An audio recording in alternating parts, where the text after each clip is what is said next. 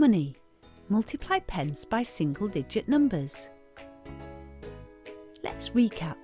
Multiplication asks for the total lots of something. So 6 multiplied by 2 is the same as asking what's the total of 6 lots of 2. It's 2 plus 2 plus 2 plus 2 plus 2 plus 2. 6 lots of 2. The total is 12.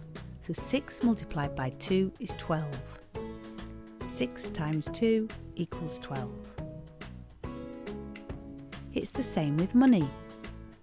6 times 2p is the same as asking what's the total of 6 lots of 2p.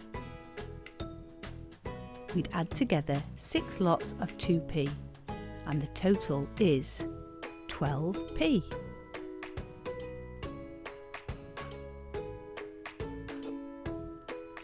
Multiplying money is the same as multiplying numbers, we just don't forget the units at the end. 9 multiplied by 3p is the same as 9 times 3. 9 threes are 27. Don't forget the units, so it's 27p. 6 times 10p is the same as 6 times 10. 6 times 10 is 60. Don't forget the units, so it's 60p. For bigger numbers, we may need to use chunking or columns. 6 times 235p. Let's use chunking. 235 is the same as 200 plus 30 plus 5. Now we can multiply each by 6. 6 multiplied by 200 is 1200. 6 multiplied by 30 is 180. 6 multiplied by 5 is 30.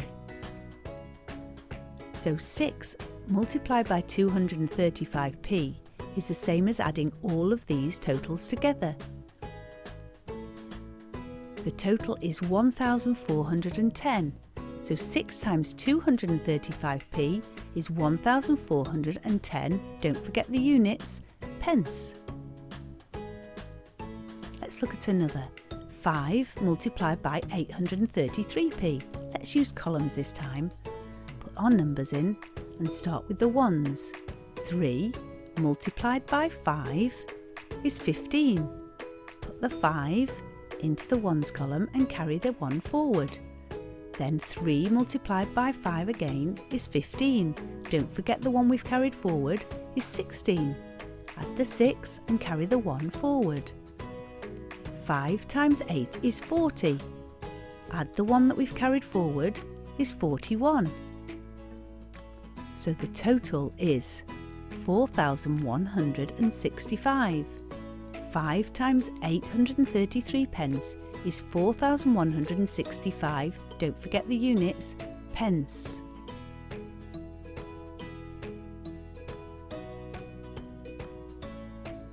Sometimes you may need to convert your answer into pounds and pence. 8 multiplied by 47 pence. Let's use chunking. 47 is the same as 40 plus 7. So 8 multiplied by 40 is 320. And 8 multiplied by 7 equals 56.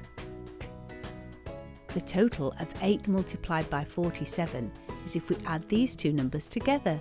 320 plus 56 equals 376. So 8 multiplied by 47p is 376. Don't forget the units, p.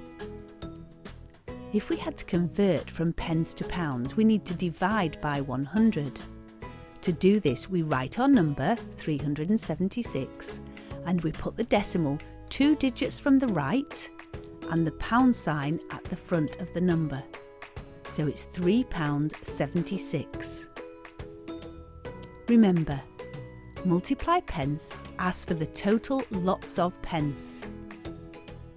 Multiplying money is just the same as multiplying numbers. Just remember to add the units at the end. Read the question carefully so you understand what you need to do. And to convert from pence to pounds, we divide by 100. So we write the number, we put the decimal 2 digits from the right and the pound sign at the front.